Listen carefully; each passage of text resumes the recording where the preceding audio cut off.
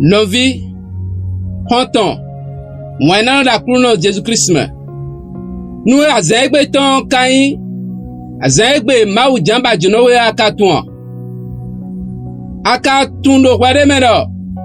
mau jamble nda kule do bezami tome. Video lo weton we. Akose,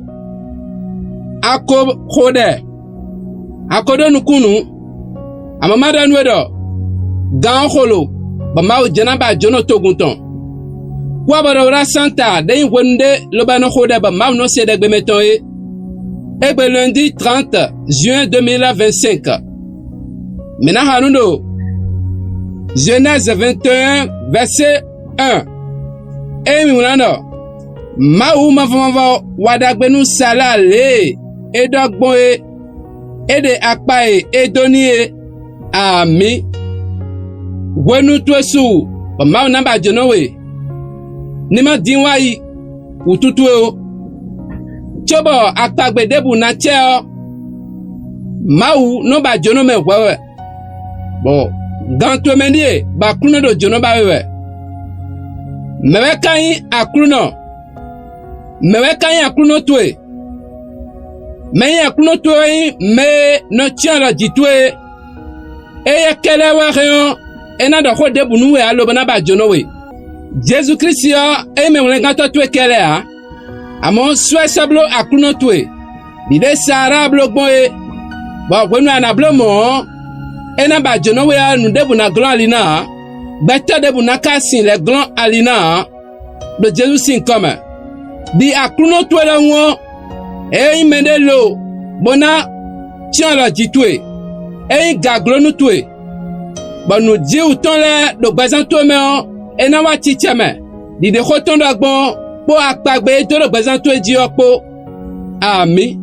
nu ma u ba jono me o ena ble nu da khodo gbeto si gbezan me we ma u de no wala ndo a e kan ma u de no kuku nu ndo a mende we lo ba no ble nu ji u da ho le bon mina se ke ka sodo yi do Jésus Christ sin comme ami ma u ma va edo don nawa zodo gbezan to me kana si khugba me debu si khugba a ma u de ba jono sara o ena ba jono vide su egbe ba de da gbon e kana blo do moji do Jesus sin comme ami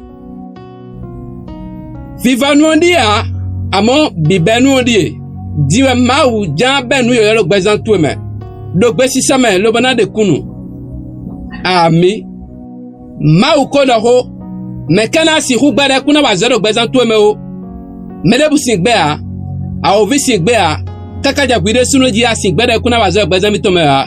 Jesus gbon fideo eno wa zo be no tun de gbon fiwe joe do ni akru no tue ni akru no gba to eton ba na ti wi lo bana point lo ba na di ogba to wa sun gbe yoyo ami tage medo wudo nu ji u lo poton on a le commentaire mais je reçois nous dino maudo jonoba emiwe egbedion bo partager vidéo lo agbeto aton de abado mauni dio gbezan eton de abado akuno ni ba jono ye lo bo wanda ko do gbezan eton me abonne wade nu page lo bonalmo ora santa si de hikole ay hongbe mauni donwe Fifa kuno toni fueroe. Amen.